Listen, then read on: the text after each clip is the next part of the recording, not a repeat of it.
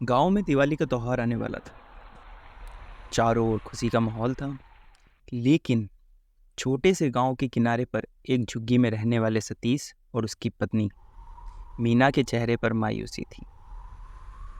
उनके पास इतने पैसे नहीं थे कि वे अपने बच्चों को नए कपड़े दिला सके या मिठाइयाँ खरीद सके।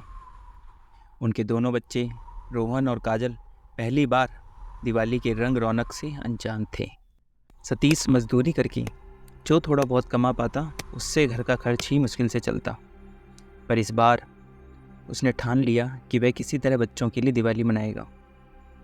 वह दिन रात मेहनत करता रहा, पर उसकी कमाई इतनी नहीं बढ़ी कि उससे त्योहारी चीज़ें आ पाती। एक शाम जब सतीश काम से थका हारा घर लौटा तो उसने देखा कि उसके बच्चे झुग्गी के पास खेल रहे हैं। पास ही एक बड़ा घर था जहां अमीर लोग दिवाली की तैयारियों में व्यस्त थे।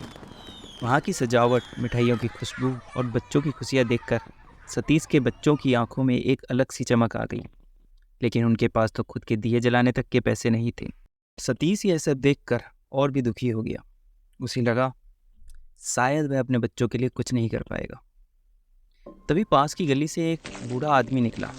उसके कपड़े फटे पुराने थे, पर उसकी आंखों में एक चमक थी। उसने सतीश से कहा, बेटा, परेशान क्यों हूँ? तुम्हारे बच्चे भी इस दिवाली पर खुशी मनाएंगे।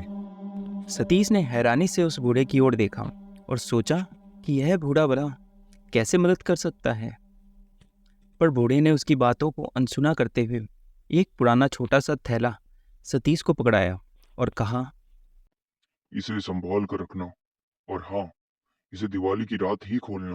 सतीश ने थोड़ी हिचकिचाहट के साथ उस थैले को अपने पास रख लिया। घर लौटकर उसने मीना को थैला दिखाया और दोनों ने सोचा कि बूढ़े की बात मानकर इसे दिवाली की रात ही खोलेंगे। अगले 2 दिन सतीश और उसके परिवार ने किसी तरह सब्र से बिताए।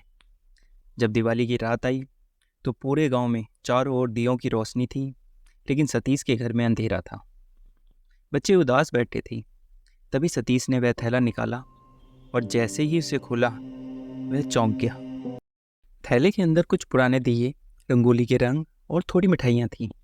सतीश को समझ नहीं आ रहा था कि इन पुरानी चीज़ों से वह बच्चों की दिवाली कैसे मनाएगा। उसने दियों को एक एक करके जलाया और बच्चों को बुलाया। जैसे ही रोहन और काजल ने दियों की रोशनी देखी, उनके चेहरे खिल उठे।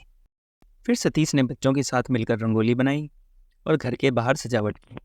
थोड़ी देर बाद उसके घर के सामने लोगों की भीड़ जमा होने लगी। पड़ोसियों ने देखा कि सतीश के घर की रंगोली कितनी खूबसूरत थी और दियों की रोशनी ने उसके छोटे से घर को भी उजाला कर दिया था। गांव वालों ने सतीश के परिवार की खुशी को देखकर उनके लिए मिठाइयाँ और पटाखे भी लाकर दिए। सबने मिलकर दिवाली मनाई और सतीश का घर भी खुशी और रौनक से भर गया।